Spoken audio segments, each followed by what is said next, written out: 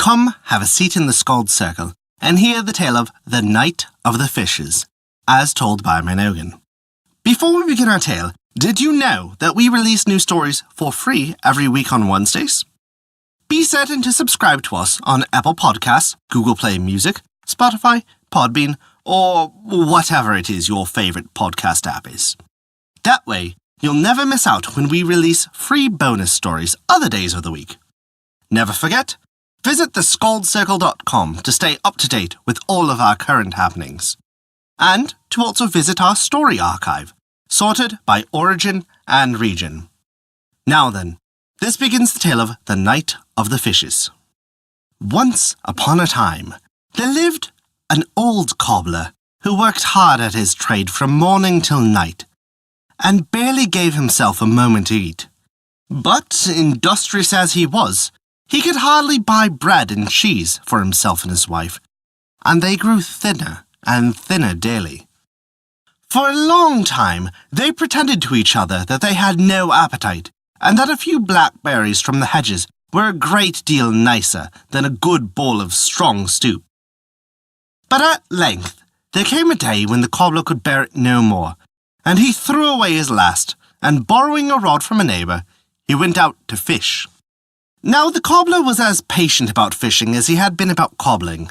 From dawn till dark he stood on the banks of the little stream, without hooking anything better than an eel, or a few odd shoes, that even he, though clever as he was, felt were not worth mending. At length his patience began to give way, and as he undressed one night he said to himself, "Well, I will give it one more chance, and if I don't catch a fish tomorrow, I'll go and hang myself." He had not cast his line for 10 minutes the next morning before he drew from the river the most beautiful fish he had ever seen in his life. But he nearly fell into the water from surprise when the fish began to speak to him in a small, squeaky voice. "Take me back to your hut and cook me. Then cut me up and sprinkle me over with pepper and salt. Give 2 of the pieces to your wife and bury 2 more in the garden." The cobbler did not know what to make of these strange words, but he was wiser than many people, and when he did not understand, he thought it was well to obey. His children wanted to eat all of the fish themselves, and begged their father to tell them what to do with the pieces he had put aside, but the cobbler only laughed, and told them it was no business of theirs. And when they were safe in bed, he stole out and buried the 2 pieces in the garden. By and by, 2 babies, exactly alike, lay in the cradle, and in the garden were 2 tall plants, with 2 brilliant shields on the top. Years passed by, and the babies were almost men. They were tired of living quietly at home, being mistaken for each other by everybody they saw, and determined to set off in different directions, to seek adventures. So one fine morning, the 2 brothers left the hut, and walked together to the place where the great road divided. There they embraced and parted, promising that if anything remarkable had happened to either, he would return to the crossroads and wait till his brother came. The youth who took the path that ran eastwards arrived presently at a large city, where he found everybody standing at the doors, wringing their hands and weeping bitterly. "What is the matter?" asked he, pausing and looking around. And a man replied, in a faltering voice, that each year a beautiful girl was chosen by lot to be offered up to the dreadful fiery dragon, who had a mother even worse than himself, and this year the lot had fallen on their peerless princess. "But where is the princess?" said the young man once more, and again the man answered him. "She's standing under a tree, a mile away, waiting for the dragon." This time the Knight of the Fish did not stop to hear more, but ran off as fast as he could, and found the princess bathed in tears, and trembling from head to foot. She turned as she heard the sound of his sword, and removed her handkerchief from his eyes. "Fly!" she cried. "Fly while you yet have time before that monster sees you." She said it, and she meant it. Yet, when he had turned his back, she felt more forsaken than before. But in reality, it was not more than a few minutes' time before he came back, galloping furiously on a horse he had borrowed, and carrying a huge mirror across its neck. "I am in time, then," he cried, dismounting very carefully, and placing the mirror against the trunk of a tree. "Give me your veil," he said hastily to the princess, and when she had unwound it from her head, he covered the mirror with it. "The moment the dragon comes near you, you must tear off the veil," cried he, "and be sure you hide behind the mirror. Have no fear, I shall be at hand." He and his horse had barely found shelter amongst some rocks, when the flap of the dragon's wings could be plainly heard. He tossed his head with delight at the sight of her, and approached slowly to the place where she stood, a little bit in front of the mirror. Then, still looking the monster steadily in the face, she passed one hand behind her back and snatched off the veil, stepping swiftly behind the tree as she did so. The princess had not known, when she obeyed the orders of the Knight of the Fish, what she expected to happen.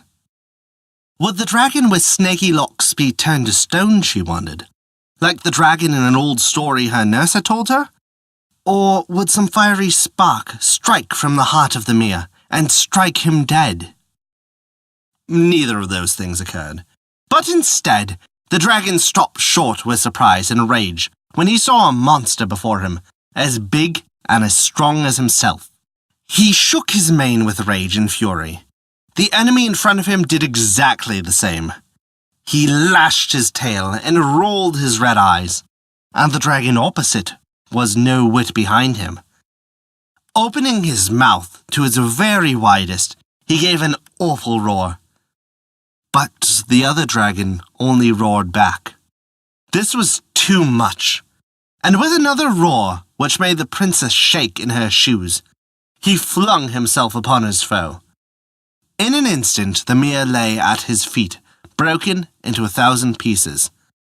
But, as every piece reflected part of himself, the dragon thought that he too had been smashed into atoms. It was the moment for which the Knight of the Fish had watched and waited, and before the dragon could find out that he was not hurt at all, the young man's lance was down his throat, and he was rolling, dead, on the grass. Oh, what shouts of joy rang through the great city when the youth came riding back with the princess beside him, and dragging the horrible monster by a cord. Everybody cried out that the king must give the victor the hand of the princess.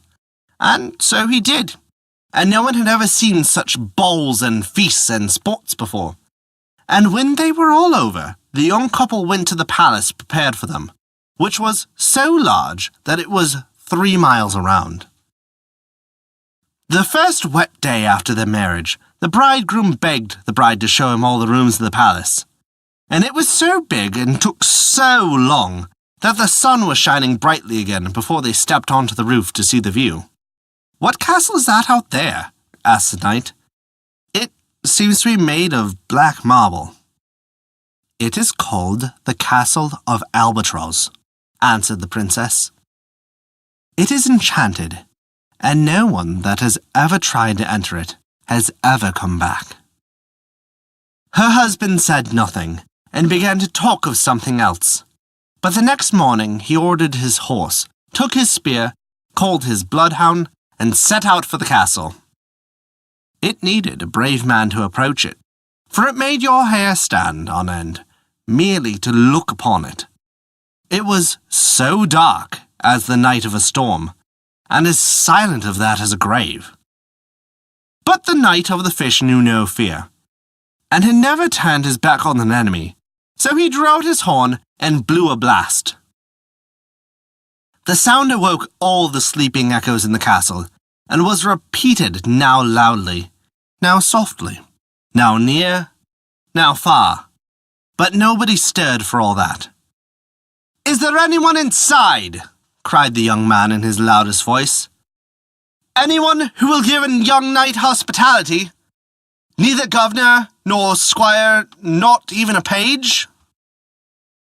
"Not even a page," answered the echoes. But the young man did not heed them, and only struck a furious blow at the gate.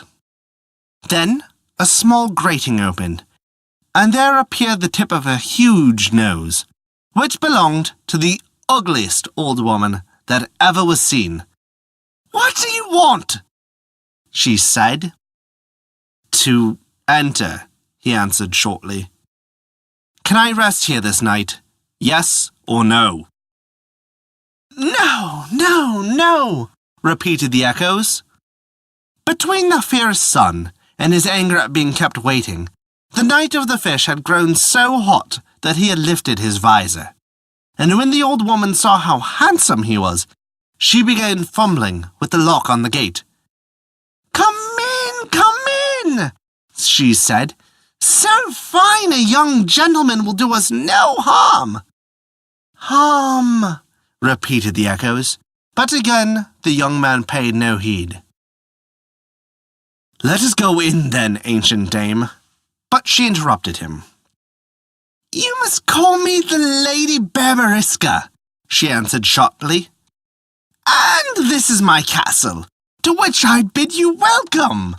You shall live here with me and be my husband." But at these words the knight let his spear fall, so surprised was he. "I marry you?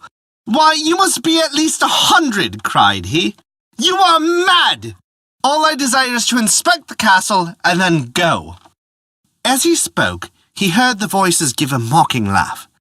But the old woman took no notice, and only bade the knight follow her. Old though she was, it seemed impossible to tire her. There was no room, however small, she did not lead him into, and each room was full of curious things that he had never seen before. At length they came to a stone staircase, which was so dark that you could not see your hand if you held it up before your face. "I have kept my most precious treasure till the last," said the old woman. "But let me go first, for the stairs are steep, and you might easily break your leg." So on she went, now and then calling back to the young man in the darkness. But he did not know that she had slipped across into a recess, till suddenly he put his foot on a trap door, which gave way under him. And he fell down, down as many good knights has fallen down before him, and his voice joined the echoes of theirs. "So you would not marry me," chuckled the old woman. Meanwhile, his brother had wandered far and wide, and at last he wandered back to the same great city where the other young knight had met with so many adventurers. He noticed, with amazement, that as he walked through the streets, the guards drew themselves up in line and saluted him, and the drummers played their royal march. But he was still more bewildered when several servants in garb ran up to him and told him that the princess was sure something terrible had befallen him, and she had made herself ill with weeping. At last it occurred to him that once more he had been taken for his brother. "I had better say nothing," thought he. "Perhaps I shall be able to help him after all." So he suffered himself to be borne in triumph to the palace, where the princess threw herself into his arms. "And so did you go to the castle?" she asked. "Yes, of course I did," answered he. "And what did you see there?" "Well, I am forbidden to tell you anything about it, until I have returned there once more," replied he. "Must you really go back to that dreadful place?" she asked wistfully. "You are the only man who has ever come back from it." "I must," was all he answered. And the princess, who was a wise woman, only said, "Well, go to bed now, for I am sure you must be very tired." But the knight shook his head. "I have sworn never to lie in a bed as long as my work in the castle remains standing." and the princess again sighed and was silent. Early next day, the young man started for the castle, feeling sure that some terrible thing must have happened to his brother. At the blast of his horn, the long nose of the old woman appeared at the grating. But the moment she caught sight of his face, she nearly fainted from fright, as she thought it was the ghost of the youth whose bones were lying in the dungeon of the castle. "Lady of all ages," cried the newcomer, "did you not give hospitality to a young knight but a short time ago?" "A short time ago," wailed the voices. "And how have you ill-treated him?" he went on. "Ill-treated him," answered the voices. The woman did not stop to hear more. She turned to fly, but the knight's sword entered her body. "Where is my brother, cruel hag?" answered he sternly. "I will tell you," she said, "but as I feel that I am going to die, I shall keep that piece of news to myself till you have brought me to life again." The young man laughed scornfully. "And how do you propose that I should work that miracle?" "Oh, it's quite easy. Go to the garden and gather the flowers of the everlasting plant and some dragon's blood. Crush them together and boil them in a large tub of water, and then put me into it." The knight did as the old woman bade him, and sure enough, she came out quite whole, but even uglier than before. She then told the young man what had become of his brother, and he went down into the dungeon and brought up his body and the bodies of the other victims who lay there. And when they were all washed in the magic water, their strength was restored to them. And besides these, he found in another cavern the bodies of the girls who had been sacrificed to the dragon, and brought them back to life also. As to the old witch, in the end she died of rage at seeing her prey escape. And at the moment she drew her last breath, the castle of Albatross fell into ruins with a great noise. And that is the tale of the Knight of the Fishes. Thank you for listening to our story. If you enjoyed it, please take a look at our Patreon page to learn how you can earn great rewards while also supporting us.